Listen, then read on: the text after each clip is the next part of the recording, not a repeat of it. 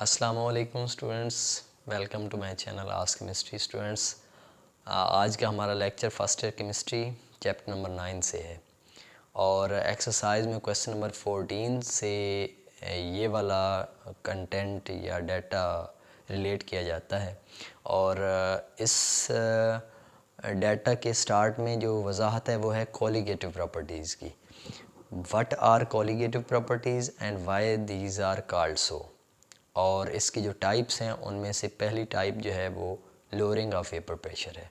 तो what are colligative property, इसके बारे में भी लेक्चर मौजूद है और लोअरिंग ऑफ वेपर प्रेशर, दोनों लेक्चर्स जो हैं वो आपको प्लेलिस्ट से मिल सकते हैं।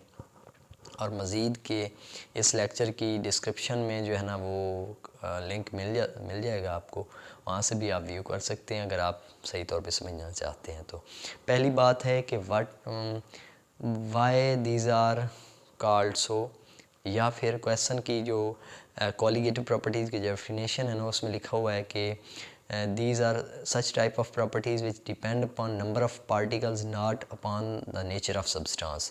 स्मार्टली एक इंतहाई बारीक सा क्लू है, इशारा है इस चीज़ को समझने के लिए कि कोलिगेटिव प्रॉपर्टीज़ होती क्या हैं। शोर का बनना, एक क्लासरूम में 5 से 7 बच्चे बैठे हैं, साथ ही क्लासरूम में 35 से 40 बच्चे बैठे हैं। अब दूर से, यानी टीचर दोनों क्लासेस में मौजूद नहीं है, दूर से जो है ना वो साउंड, वो जो शोर होगा वो 5 से 7 स्टूडेंट्स वाले रूम से कम आ रहा होगा और जिसमें 35 से 40 बच्चे बैठे हैं उसमें से शोर ज़्यादा आ रहा होगा।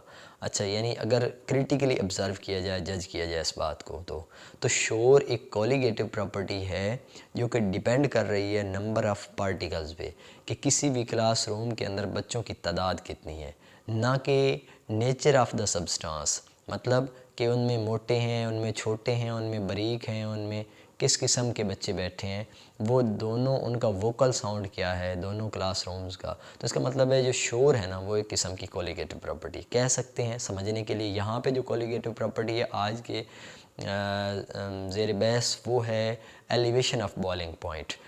सबसे पहले हम समझते हैं कि बॉइलिंग पॉइंट होता क्या है। बॉइलिंग पॉइंट एक टेम्परेचर पॉइंट है जिस पे कोई भी लिक्विड बॉयल करना स्टार्ट करता है। हमारे सामने इसकी जो क्रिटिकल डेफिनेशन है वो ये होती है कि किसी भी मटेरियल को हम वो लिक्विड सब्सटेंस है, सबसे पहले है कि बॉइलिंग पॉइंट हमेशा लिक्विड सब्सटेंस का होता है, लिक्विड फेज़ का होता है। अच्छा, किसी भी लिक्विड को हम बॉयल करना स्टार्ट करते हैं, यानी किसी भी सिलेंडर, किसी भी चूल्हे के ऊपर कोई बर्तन है जिसमें कोई चीज़ बतौर सॉल्वेंट है, लाइक दैट ऑफ वाटर को हमने बॉयल करना स्टार्ट किया, यानी टेम्परेचर देना स्टार्ट किया। एक पॉइंट ऐसा आता है कि उस वाले बर्तन से, वाटर वाले बर्तन से कुछ वेपर्स जो हैं वो इकट्ठे होकर ऊपर वाली खाली स्पेस में ऐसे फिर रहे होते हैं, मतलब वो एक ऐसी स्टेट में आ चुके होते हैं कि अभी उनका जो वेपर का जो प्रेशर होना है वो एटमॉस्फेरिक प्रेशर के साथ कंपटीशन में आ चुका होता है। वो वाला जो टेम्परेचर होता है अगर नोट कर लिया जाए तो मतलब लिक्विड के पार्टिकल अब वो बाउंड हो जाएंगे towards non electrolyte and non volatile added solute molecules की जानिब। अब जितनी तादाद में सल्यूट, जितने पार्टिकल सल्यूट के ज़्यादा होंगे उस वाले सॉल्वेंट के अंदर, उतना ज़्यादा वेपर प्रेशर में कमी आ जाएगी। अगर वेपर प्रेशर में कमी आ जाएगी तो उसकी लोअरिंग ऑफ वेपर प्रेशर हो जाएगी। अब लोअरिंग ऑफ वेपर प्रेशर से जो बॉइलिंग पॉइंट का अटेन होना है वो पहले की निस्बत अब किसी हाई टेम्परेचर पे जाके अटेन होगा। अब यहाँ पे जो इसकी जो एक कॉमन डेफिनेशन है बॉइलिंग पॉइंट टेम्परेचर होता है किसी भी लिक्विड का at which vapour pressure of liquid becomes equal to any external pressure. अब एलिवेशन का मतलब होता है इजाफा हो जाना। Elevation in boiling point, the difference between boiling point of solution containing non volatile, non electrolyte, solute and pure solvent. कहते हैं कि एक सॉल्वेंट को आप पहले किसी भी बीकर के अंदर सॉल्वेंट ले लो और सॉल्वेंट को आप बॉयल करके देखो, कोई ना कोई बॉइलिंग पॉइंट उसका होगा, और उसके बाद उसके अंदर कुछ मिकदार में आप सल्यूट ऐड कर दो, फिर सल्यूट के होते हुए, मतलब सल्यूट और सॉल्वेंट को मिलाने से सॉल्यूशन बन जाएगा, फिर उसको आप हीट करो और उसका बॉइलिंग पॉइंट आप नोट करो। अब पहले वाला जो प्योर सॉल्वेंट का बॉइलिंग पॉइंट था और अब जब के सोल्यूशन बन चुका है, अब का बॉइलिंग पॉइंट, इसमें डिफरेंस होगा। ये जो डिफरेंस होगा इसको हम बोलेंगे एलिवेशन इन बॉइलिंग पॉइंट। और एलिवेशन इन बॉइलिंग पॉइंट को आप डेल्टा टी बी, मतलब change in temperature of boiling level, यानी बॉइलिंग लेवल का जो चेंज इन टेम्परेचर है उसको आप elevation in boiling point consider करते हो। इस बात को हम एक ग्राफ की सूरत में समझते हैं। हमारे सामने अलॉन्ग वाई एक्सेस जो है वेपर प्रेशर होंगे और अलॉन्ग एक्स एक्सेस जो है वो टेम्परेचर की वैल्यू होगी। इस साइड पे आप टेम्परेचर ड्रा करते हैं। अच्छा, किसी भी प्योर सॉल्वेंट को आप इस बीकर में ले लो। Pure solvent must be volatile in nature. Actually अगर बात करें तो उसके वेपर्स जो है ना वो पहले ही मतलब चूँकि वो पहले ही वोलेटाइल है तो वेपर्स मैक्सिमम होंगे, यानी ये उसकी नीचे वाला लिक्विड फेज़ है, ये सारे के सारे वेपर्स हैं। अगर बिलफर्ज यहाँ तक उसके वेपर्स यानी इस टेम्परेचर पे ऑलरेडी हैं, यानी ये नीचे के जानिब इसको एक्स्ट्रा प्लॉट करें तो इस टेम्परेचर पे ना उसके वेपर्स इतने हैं, अभी इसका बॉइलिंग पॉइंट अटेन नहीं हुआ, मतलब उसके वेपर्स मैक्सिमम है। ये वाली जो लाइन है ये एटमॉस्फेरिक प्रेशर या एक्सटर्नल प्रेशर को शो करती है। लाइक यहाँ पे 760 टॉर है इज़ इक्वल टू 1 ATM। ये मतलब कि एटमॉस्फेरिक प्रेशर है जिसको हम बोलेंगे मतलब ओवरऑल यानी एटमॉस्फेरिक प्रेशर। अच्छा, अब यहाँ पे इसको हीट करना शुरू करें। जैसे जैसे इस साइड पे टेम्परेचर बढ़ रहा होगा वैसे वैसे वेपर्स का, यानी इस साइड पे टेम्परेचर बढ़ रहा होगा, इस साइड पे वेपर्स जो होंगे उस प्योर सॉल्वेंट के वो बढ़ते जा रहे होंगे। एक टेम्परेचर आएगा T1, उस पे इस वाले प्योर सॉल्वेंट का, मतलब इस सॉल्वेंट का जिसको हीट दी जा रही है, इस सॉल्वेंट का जो है ना वेपर प्रेशर इतना आ जाएगा कि एक्सटर्नल प्रेशर पे वो जाके उसको compete कर जाएगा, यानी मुकाबले में आ जाएगा। वो वाला इसका जो प्रेशर होगा उसको P0 से इंडिकेट किया जाएगा। मतलब प्योर सॉल्वेंट का जो वेपर प्रेशर है उसको P0 कहा गया है। और यही लाइन जो है यही एक्सटर्नल प्रेशर की ही लाइन है और इस पॉइंट पे जाके T1 को नोट कर लिया गया। मतलब टेम्परेचर के बढ़ने से प्योर सॉल्वेंट के वेपर प्रेशर की वैल्यू भी बढ़ती गई। अब क्या हुआ, अब इसी के अंदर कुछ मिकदार में आप सोल्यूट डाल दो। सोल्यूट डालने से इसके जो वेपर्स हैं अब पहले की निस्बत कम हो जाएंगे। अच्छा, वजह कम हो क्यों जाएंगे, यहाँ पे अब उतनी तादाद वेपर्स की नहीं होगी। क्यों कम हो जाएंगे, कम इसलिए हो जाएंगे कि ये वाला जो सोल्यूट होगा ये non volatile non electrolyte nature का होना है। जबकि इसमें जैसे ही ये नॉन वोलेटाइल यानी ये वोलेटाइल तो है नहीं, जबकि ये वाला जो सॉल्वेंट था ये अपनी फ्री स्टेट में मतलब वोलेटाइल था। जाते हुए बुखारात की सूरत में जाते हुए जो सॉल्वेंट के मालिक्यूल्स हैं उनको सोल्यूट के मालिक्यूल्स सराउंड कर लेंगे, जिससे यहाँ पे मौजूद वेपर्स में कमी आ जाएगी। अब इसका मतलब है कि पहले की निस्बत अब ये मटेरियल ज़रा कंजूस किस्म का हो गया, सोल्यूशन टाइप का। अब इसको हीट करना शुरू करें। हीट करने के बाद इसमें मतलब वेपर्स बनना शुरू होंगे, लेकिन पहले की निस्बत स्पीडी नहीं होंगे। पहली तो बात है कि इसकी जो न्यूट्रल स्टेट होगी ना जब सोल्यूशन की, तो पहले वाले जो सॉल्वेंट के वेपर्स की जो वैल्यू थी ना, यहाँ पे ये सॉल्वेंट के वेपर्स की वैल्यू है, उसकी निस्बत सोल्यूशन के वेपर्स की वैल्यू कम ही होगी। अच्छा, मतलब है कि सोल्यूशन जब बना है उनके वेपर्स कम ही बने, बेशक कि वो वाला मटेरियल वोलेटाइल ही था। अब इसको आप हीट करना शुरू करो।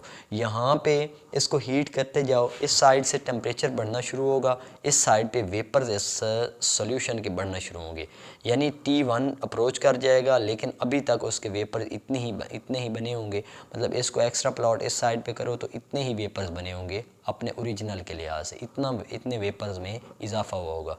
लेकिन अभी इसको हीट करते जाओ T1 पे जब जाएंगे तो यानी T1 और इधर से ये ऊपर की जाने बढ़ता गया और ये T2 पे जाके ना सॉल्यूशन के वेपर्स जो हैं वो एक्सटर्नल प्रेशर के साथ मीट कर गए। Proportional to molality of the solution. Molality क्या होती है, number of moles of solute dissolve in 1 kilogram of solvent. तो ये मोलैलिटी है। अगर यहाँ पे 1 किलोग्राम सॉल्वेंट है उसके अंदर number of moles of solute कितने हैं, ये जो है मोलैलिटी है। अगर मोलैलिटी बढ़ती जा रही होगी तो एलिवेशन ऑफ बॉइलिंग पॉइंट जो है वो बढ़ता जा रहा होगा।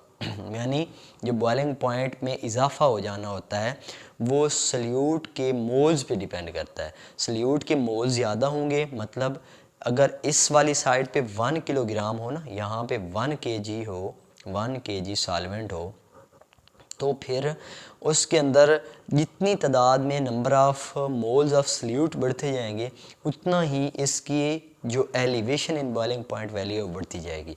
अच्छा, अब ये जो एलिवेशन इन बॉइलिंग पॉइंट है वो change in temperature of boiling level है, इसका इक्वलिटी है। ये प्रोपोर्शनैलिटी हटाएंगे, इक्वलिटी आएगी और साथ में कांस्टेंट आएगा जिसको के बी के नाम से इंडिकेट किया जाता है, और साथ में है मोलैलिटी।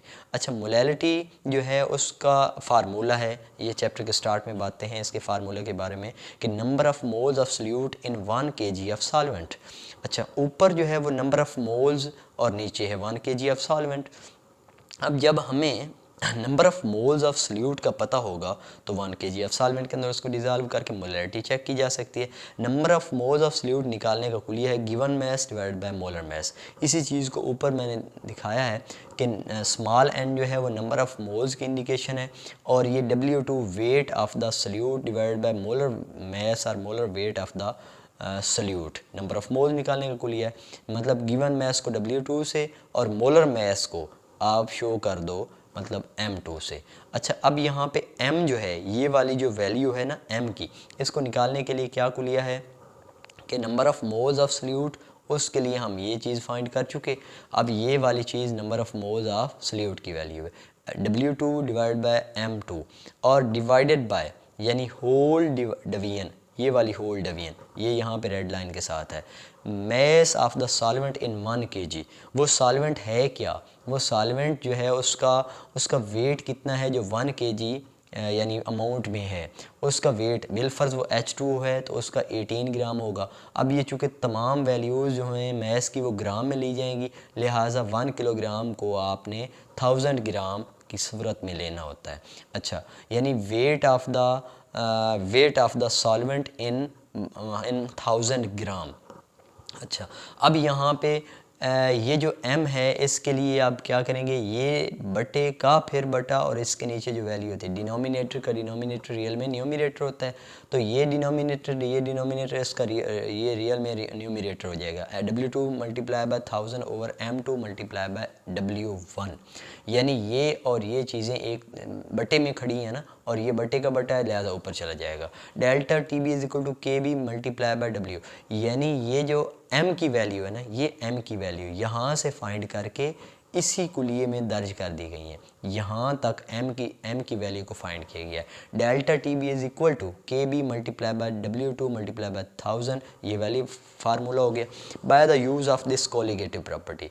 अब बात है कि ये जो कोलिगेटिव प्रॉपर्टीज़ होती हैं इनकी मदद से किसी भी सॉल्यूट की जो मोलर मैस वैल्यू उसको हम कैलकुलेट कर सकते हैं। Bye the use of this colligative property molar mass of the salute can be calculated, यानी इस वाले सल्यूट का मोलर मैस कितना है, मतलब इस सल्यूट के बारे में आगाही का मतलब लेना या आगाही का होना कि ये वाला सल्यूट कौन सी नस्ल का था, उसको कैलकुलेट किया जा सकता है bye the use of this colligative properties. अच्छा, W2 इज इक्वल ये M2 होता है molar mass of the salute. ये जो M2 है इसको यानी यहाँ से M2 को इस साइड पे लेके चले आओ और इसको इधर आके डिवाइड कर दो, सिंपल सी बात है और कोई भी फ़र्क नहीं है। KB ये बाकी सारी चीज़ें वही हैं, M2 को इधर लेके आए और M2 की जगह पे डेल्टा TB है। अब यहाँ पे डेल्टा TB है change in temperature of boiling level. जी, तो molar mass of the solute को कैलकुलेट किया जा सकता है जब हमें एलिवेशन इन बॉइलिंग पॉइंट का पता हो। तो एलिवेशन इन बॉइलिंग पॉइंट को मालूम करने के लिए एक और किस्म की स्टडी का सहारा लिया गया और टॉपिक है measurement of elevation of boiling point by land burgers method. कोई बर्गर किस्म का साइंटिस्ट, चलो थोड़ा अदब कर लेते हैं, बर्जर्स मेथड। ठीक है, बर्जर्स मेथड एक अडॉप्ट किया गया, उस साइंटिस्ट ने एक अपनी सेटिंग के साथ यानी इस सिस्टम को इंट्रोड्यूस करवाया कि आप एलिवेशन ऑफ बॉइलिंग पॉइंट को मालूम कर सकते हैं। उसकी जो इंस्ट्रूमेंटेशन है उसमें एक आउटर ट्यूब ली गई और उसके एक साइड पे होल रखा गया, उसके इन साइड कोई पढ़ी लिखी ट्यूब जो है वो सेट की उसने ग्रेजुएटेड किस्म की। ग्रेजुएटेड का मतलब है जो कि मेजर्ड वैल्यूज़ के साथ, मतलब उसके ऊपर सारी रीडिंग मालूम थी, मेजरमेंट उसकी एक्यूरेट किस्म की थी उस ट्यूब की। इनसाइड ट्यूब आउटर ट्यूब के इनसाइड जो है वो एडजस्ट की गई। उस इनसाइड ट्यूब के अंदर एक जो है वो थर्मोमीटर रखा गया, हैंग किया गया, और वो बेकमैन थर्मोमीटर था। Beckmann thermometer is so sensitive thermometer which can detect a small value of temperature change like 0.01 kelvin तक वो डिटेक्ट कर सकता था, इतना सेंसिटिव था। एक साइड पे जो है ना वो एक ट्यूब यानी वो सेट की गई जिसके नीचे वाला एरिया जो है वो रोज़ हेड का मतलब है उसके अंदर जो है ना वो छोटे छोटे होल्स थे जिससे जो भी मटेरियल था वो स्कैप हो सकता था। अब मामला ये है कि इस साइड पे एक प्योर सॉल्वेंट, चूँकि वो मतलब प्योर सॉल्वेंट जो वोलेटाइल नेचर का हो सकता था, तो प्योर सॉल्वेंट के वेपर्स जो हैं उनको अलाउ करवाया गया इस ट्यूब के ज़रिए से इस साइड पे आने के लिए। तो इस ट्यूब के अंदर जब यहाँ पे पहुँचे तो यहाँ पे छोटे छोटे होल्स थे वो वाले जो वेपर्स थे, मतलब उस प्योर सॉल्वेंट के जो वेपर्स थे वो यहाँ से स्कैप हुए रोज़ हेड से, और वो चूँकि मतलब वेपर्स जब बने थे तो कुछ ना कुछ तो टेम्परेचर उन्होंने गेन किया ही था, तो उनके जो टेम्परेचर उन वेपर्स का था उसको फ़ौरन से सेंसिटिव बेकमैन थर्मोमीटर ने नोट कर लिया और इसको उन्होंने कहा T1। ठीक है, उसके बाद ये जो बकी वाले जो वेपर्स वगैरह थे जो यहाँ से निकल गए थे, यानी इस एरिया में इकट्ठे हो गए थे, ये तो ऊपर से एयर टाइट है ना, यहाँ से क्लोज है बिल्कुल, तो यहाँ से जो वेपर्स इधर जमा हो गए थे ना, उन वेपर्स को अलाउ करवाया गया कि वो इस ग्रेजुएटेड ट्यूब के इन होल्स ज़रिए से ना यहाँ से बाहर निकलना शुरू हो जाएं। तो यहाँ से ये बाहर निकलते गए, इस एरिया में इकट्ठे होते गए। ये जो आउटर ट्यूब थी उसके नीचे यहाँ पे एक सक्शन पंप लगाया गया जिसकी मदद से इन तमाम वेपर्स को यहाँ वाले एरिया से दफ़ा करवा दिया गया, मतलब निकला दिया गया। अच्छा, अब जब ये निकल आए तो फिर ये वाली जो कंस्ट्रक्शन थी ये बिल्कुल साफ़ सुथरी हो गई। उसके बाद उसी सॉल्वेंट के अंदर कुछ मकदार में सल्यूट डाल दिया गया और सल्यूट के वेपर्स बनाए गए, मीन टेम्परेचर दे के उसके वेपर्स बना लिए गए। अब उन वेपर्स को फिर से, यानी उनके जब मैक्सिमम वेपर्स बन गए, जब इस बीकर के अंदर जो है वो बॉइलिंग पॉइंट सल्यूट के डालने से सॉल्वेंट मीन सोल्यूशन का जब बॉइलिंग पॉइंट अटेन हो गया और उस बॉइलिंग पॉइंट पे जब जो वेपर्स थे उनको फिर से सॉल्वेंट वेपर्स को इस ट्यूब की जान के ज़रिए से इस सेटिंग के अंदर दाखिल किया गया। रोज़ हेड से फिर से वेपर्स बाहर निकले। थर्मोमीटर ने अब की बार फिर से उन वेपर्स का टेम्परेचर नोट कर लिया जो कि असल में था T2। अब ये जब ये हीटेड मटेरियल था उनके वेपर्स का टेम्परेचर साफ ज़्यादा ही होना है क्योंकि मैक्सिमम टेम्परेचर को गेन करके आ चुके हैं। अब इनका डिफरेंस निकाला गया T2 माइनस T1, इसको उन्होंने नाम दिया change in temperature of boiling level. ठीक है, अब ये जब मालूम हो गया, मीन चेंज इन टेम्परेचर मालूम हो गया, मुख्तलिफ प्योर सॉल्वेंट के वेपर्स का टेम्परेचर और सोल्यूशन के वेपर्स का जो बॉइलिंग पॉइंट टेम्परेचर था, ये डेल्टा टी भी है। यहाँ पे इस चेंज को पुट कर दिया गया और molar mass of the solute को कैलकुलेट किया जाना मुमकिन हुआ, क्योंकि यहाँ पे जो सल्यूट जिसने उस सॉल्वेंट के वेपर्स को यानी डाउन करना है वो कौन सी नस्ल का था, इसको भी मालूम किया जा सकता। हमारा आज का टॉपिक स्टूडेंट्स, उम्मीद करता हूँ कि आपको मेरे इन टॉपिक्स की समझ आती होगी, और अगर मेरे तमाम लेक्चर्स की आपको थोड़ी बहुत कुछ समझ आती है तो मेरी हौसला अफजाई के लिए मेरे मतलब लेक्चर्स को जो है ना वो लाइक कर दिया करें और कमेंट्स कर दिया करें, और मेरे साथ ही साथ चैनल को सब्सक्राइब भी कर दें। आपकी नवाजिश। अल्लाह हाफिज़।